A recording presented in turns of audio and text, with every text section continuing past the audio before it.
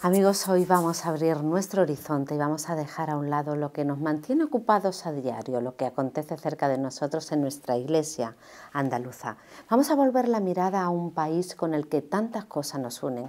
Un país, Venezuela, que desgraciadamente viene ocupando demasiadas cuotas de actualidad, que habla de crisis política o problemas sociales, pero también de hambre, de carencias de lo más evidente. En suma, un país que atraviesa sin duda una de las etapas más complicadas de su historia reciente. Y para hablar de ello tenemos el grandioso privilegio de tener entre nosotros a un miembro destacado de la Iglesia en Venezuela, y me refiero al arzobispo de la diócesis de Valencia, Monseñor Reinaldo del Prete, al que le damos la bienvenida a nuestro programa, a Testigos Hoy. No, el privilegio es mío estar aquí compartiendo con ustedes esta realidad de nuestro país. Monseñor, y habiendo nacido en esa tierra y ahora siendo ministro de la Iglesia, ¿cómo vive toda esta situación? ¿Cómo se siente? Yo estoy a cumplir 66 años y nunca había vivido en mi país una situación como esta, jamás. Es decir, una situación de escasez donde uno dice, pero como un país con unas reservas petroleras, con una industria petrolera boyante, cuando el barril de petróleo estuvo hasta $100, teníamos un ingreso per cápita impresionante, el Producto Interno Bruto impresionante. Todo eso se ha venido, pero de una manera, se ha destruido el país. Y realmente es una realidad palpable que la sentimos, ¿no? ¿Cómo es para alguien como usted, ahora ministro de la Iglesia, pues llevando esa archidiócesis de Venezuela y habiendo nacido allí, ¿no? Lo que siento, y mis hermanos en el episcopado, mis hermanos, ministros del Señor, sacerdotes, religiosos y religiosas, una profunda tristeza de que hayamos llegado a esto. Incomprensible, simplemente por tener una ideología entre comillas, pues eso no es ninguna ideología. Una ideología fracasada, imitando a Cuba, que ha sido un fracaso como país. ¿Y por qué ese empeño de imitar un sistema que es fracaso total en cualquier parte del mundo? ¿Dónde ha funcionado el sistema? Pero tampoco es, repito, esto es una ideología entre comillas, porque en el fondo ninguno conoce nada, ni el marxismo, ni el leninismo, yo nunca he leído una obra de eso. Lo que tienen es un leitmotiv, tal, es una palabra siempre, mantener un discurso, pero por debajo no hay nada de eso. Por debajo hay un interés en buscar simple y llanamente el bienestar para ellos, y el poder, y están como asidos al poder ahí. Bueno, el adelanto de las elecciones presidenciales ha sido la gota que ha colmado el vaso. Sin ir más lejos, la Conferencia Episcopal ha criticado muy duramente esta decisión de la Asamblea Nacional Constituyente. Cuéntenos. Estuvimos a punto de realizar un referéndum revocatorio en el año 2016 y se podía, a escasas 24 horas, era un poquito más, de ir a recoger las firmas 20% que se necesitaban. Inhabilitaron el proceso con 2 sentencias de 2 tribunalitos, uno de mi ciudad y otro de Ciudad Guayana, diciendo que había fraude en la recolección del uno. No, es que es burda, es algo burdo, es algo la manera como esta gente hace. Se detuvo el proceso de referéndum revocatorio. Cuando correspondían la de gobernador, la retrasaron. Cuando el gobierno siente que está débil, que no va a ganar la elección, por la experiencia del 2015, que perdió la Asamblea Nacional, el Poder Legislativo, ahora, y lo han dicho, nosotros no vamos a ninguna elección que sepamos que vamos a perder. Así mismo, lo dicen, así tranquilo. Entonces, se pospuso la gobernación para cuando ellos ya tenían armado, decimos, el fraude. Bueno, es un conjunto, no es un fraude así, pero es un conjunto de hechos y de cohechos que hacen que realmente la votación sea un fraude, el sistema, un fraude. Después la de los alcaldes, lo mismo.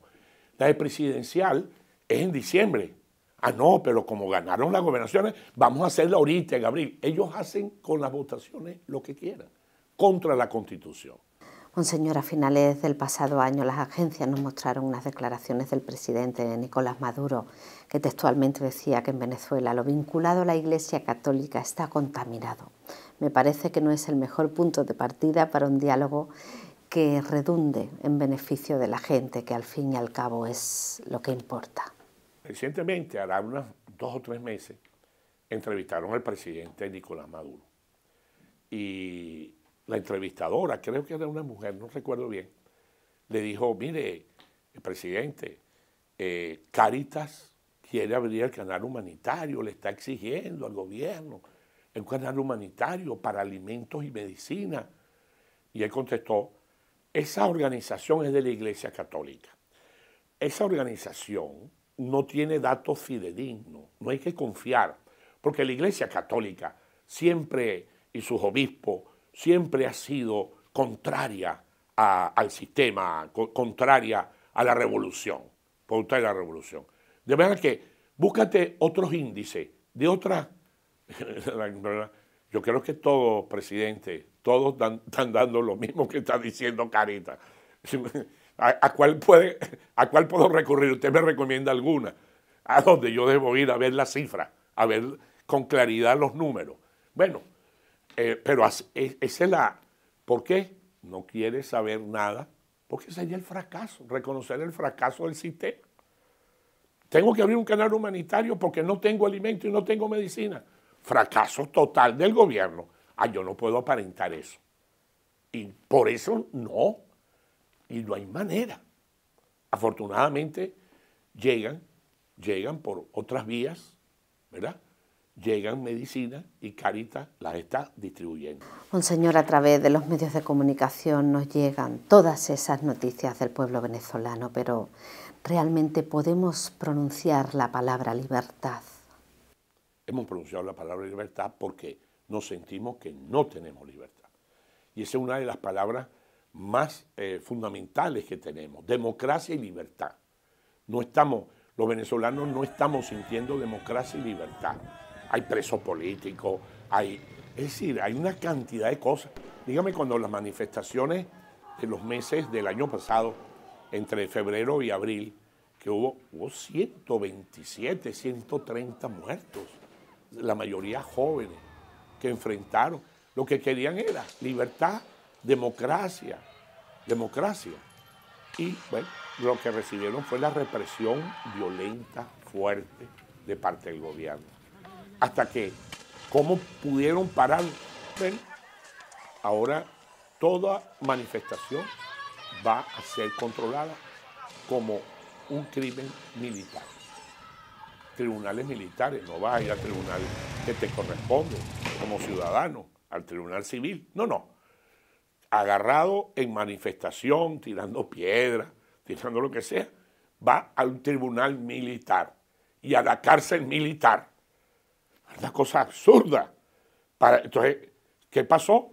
Nadie sale de su casa. Nadie, amedrentado, pero total. Nadie puede salir de su casa. Hacer una manifestación, ¿para qué? Para que me pongan un juicio militar, como muchos. Y eso era cantidad. En mi ciudad, como 60 muchachos.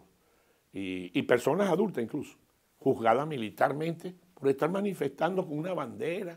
Hasta señoras. Después las pusieron en libertad, pero... Es decir, no está la palabra libertad en ejecución. Monseñor, y todas estas declaraciones, con el corazón totalmente en la mano, ¿pueden tener algún coste para la Iglesia, incluso para usted? Sí lo puede tener, pero ya vemos, no supiste el día 14 de enero. El 14 de enero tiene lugar en Venezuela la devoción más grande en cuanto a número en la procesión, que es la Divina Pastora, en la ciudad de Barquisimeto.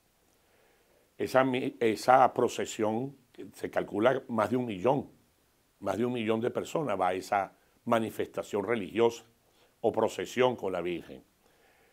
Se comienza donde ella está, en la parroquia de Santa Rosa, con una misa, en este caso celebrada por el arzobispo de Barquisimeto, Monseñor López Castillo, y culmina en la explanada de la catedral con la misa a las 6 de la tarde, que este año la celebró el que hasta no hace mucho fue secretario general de la Conferencia Episcopal Venezolana, Monseñor Basabe, Víctor Hugo Basabe, que es el actual obispo de San Felipe, que es una diócesis sufragánea del arzobispado de la metrópoli de Barquisimeto.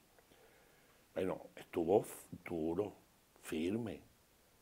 Y precisamente, ¿cuál fue el fuerte de la homilía? Ustedes, hijos de Venezuela, ustedes no tienen por qué irse del país. El que se tiene que ir del país es el que nos ha traído hasta aquí. Ese es el que se tiene que ir del país. Duro, directo. Y es la realidad. Es la realidad. Ahora, ¿qué pasó? El presidente al día siguiente dijo, ordeno al Tribunal Supremo de Justicia, a la Fiscalía, al Ministerio Público que investiguen a estos dos obispos, porque posiblemente hayan caído incursos en el delito contra el odio. ¿Sabe que publicó la ANC, ilegítima, ilegal, una ley contra el odio y la intolerancia? Pero odio, de allá para acá, de aquí para allá, ¿cómo? De allá para acá sí, todo el tiempo, un lenguaje que crispa. Entonces, no ha pasado nada. La investigación no ha sucedido. No sé si la están haciendo. Me imagino que recibieron esa... Y así es el presidente. El presidente ordena. Tribunal Supremo, Fiscalía, abran una averiguación de noticia crimini, a ver si estas personas han incurrido en el delito contra la ley del odio y así. Usted es miembro de la Conferencia Episcopal Venezolana y la Iglesia lleva muchos años denunciando las condiciones de vida de los venezolanos. ¿Qué pasa ahora? ¿Cómo están? Mire, la última exhortación pastoral, que fue ahorita, del 6 al 12 de enero, tuvimos la asamblea ordinaria del episcopado. Produjimos esa exhortación. Y en esa exhortación creo que fuimos al centro de las cosas. Vamos a dejar que el pueblo decida. ¿Por qué en medio de estas tensiones, donde no hay posibilidad a simple vista de llegar a acuerdos ni entendimiento, vamos a hacer un referéndum, un verdadero referéndum, donde el pueblo, que tiene la soberanía, el poder lo tiene el pueblo. Si tú dices que el pueblo no tiene el poder, estás mal. Y ellos siempre dicen el poder es del pueblo, el oficialismo. Pues vamos a hacer un referéndum, que la gente diga si quiere continuar con este sistema o no, o quiere cambio. Más nada, una sola pregunta, punto, que se manifieste el pueblo. Lo dijimos, lo propusimos. No hemos tenido respuesta ni la vamos a tener. Eso no va. Eso crea la desesperanza. Me dice, hay que hablar de esperanza, sí. Y más la iglesia, más un cristiano. La virtud de la esperanza es una indicadora realmente de lo que de nosotros, hombres de fe, y tenemos que tener esperanza. Y verdaderamente, como dice el dicho, la esperanza es lo último que se pierde. Y realmente no creo que el pueblo venezolano haya perdido esperanza de un cambio. No ha perdido la esperanza de un cambio. Lo que pasa es que nos desesperamos porque no lo vemos cerca. Oye, vemos, esto como que no avanza, no hay manera, estos llevan la cosa por aquí, por ahí no va, vamos a tener... Dios mío, es una situación complicada. Hay esperanza, sí hay esperanza. Esperanza cercana, no está esperanza cercana, porque nos están llevando unas elecciones adelantadas en una situación realmente absurda desde el punto de vista de unas elecciones libres que se deban celebrar en el país con respecto a la elección presidencial. Entonces, ahí estamos. Pues nos quedamos, Monseñor, con esta llamada a la esperanza. Monseñor Reinaldo del Prete, arzobispo de Valencia, muchísimas gracias por acercarnos de primera mano a lo que sucede en Venezuela. Sepa que, sin duda, seguiremos atentos a lo que pasa en ese país, en su país. A nivel internacional, sentimos que la comunidad internacional, en general, en su gran grueso, todos están con la vista puesta en el país y saben lo que sucede y están trabajando para ver si esas condiciones cambian. Y yo creo que necesitamos ese apoyo internacional permanente para que estas personas o este gobierno entre por el camino que debe seguir a fin de que esta situación cambie. Muchísimas gracias. Muchas gracias por esta entrevista y muchas gracias al pueblo español, que nos une muchas cosas.